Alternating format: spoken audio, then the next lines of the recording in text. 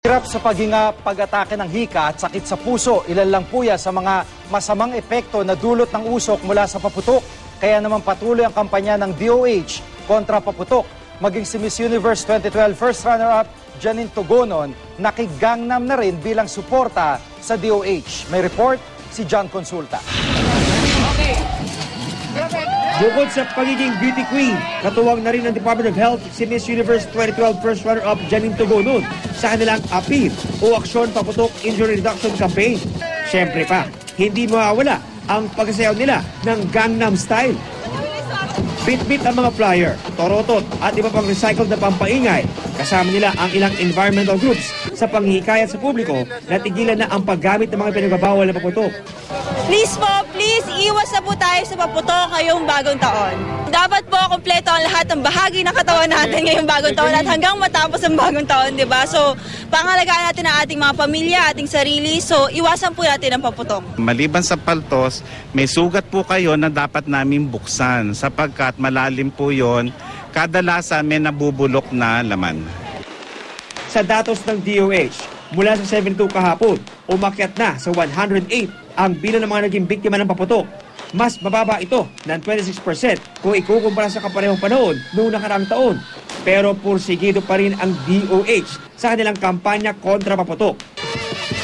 Kapag hindi raw kasi tuluyang bumaba ang bilang ng mga biktima, magsusulong daw ang ahensya ng panukalang batas na magpapatupad ng partial ban sa pagbebenta ng paputok. Ibig sabihin, mga accredited group na lang ang maaaring bentahan ng mga paputok. Ipagbabawal na rin ang tingi-tingi pagbebenta para iwas disgrasya. In Sydney, Australia, in Tokyo, di ba? In New York, in London, Paris, and all these big cities don't allow indiscriminate use or a very free yung freewheeling and indiscriminate firecrackers and fireworks. So I think it's time that we really, once and for all, make a so-called, maybe I'll call it even a culture change on how we celebrate New Year. Ito ay isang proseso para mapatupad ang isang full ban. Makikiisa kami dito sa partial ban. Pero sa kabila ng kaakibat ng peligrong dulot ng mga iligal na paputok, may natsyempohan kaming 20 mga menor de edad na gumagamit ng boga at pikulo. Tila walang pakialam kung sino ang matamaan. Magkano ba pikulo? 10 piso lang sa 10.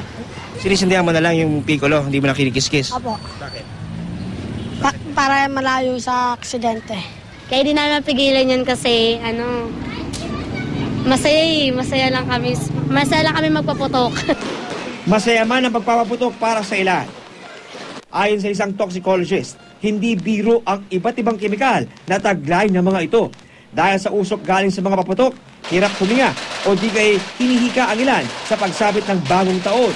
Parang nag-50-50 yung hininga mo, inaagaw yung paghinga. Hindi ka makahinga. Talagang mamamatay ka na talaga. Marami ba kasi nagpaputok dito? Marami. Ang iba, sakit sa puso ang inaabot. Bukod sa usok, mapanganib din daw ang dumi at alikabok na naiiwan mula sa mga ito. Maglinis kagad ng bahay, no? Yun, magpunas, no? Para po? Para mawala yung alikabok nung paputok. Yun yung mga tinatawag nating particulate matter, no? Payo ni Dr. Antonio, gumamit ng tinatawag na N95 mask para hindi malanghap ang mga kemikal.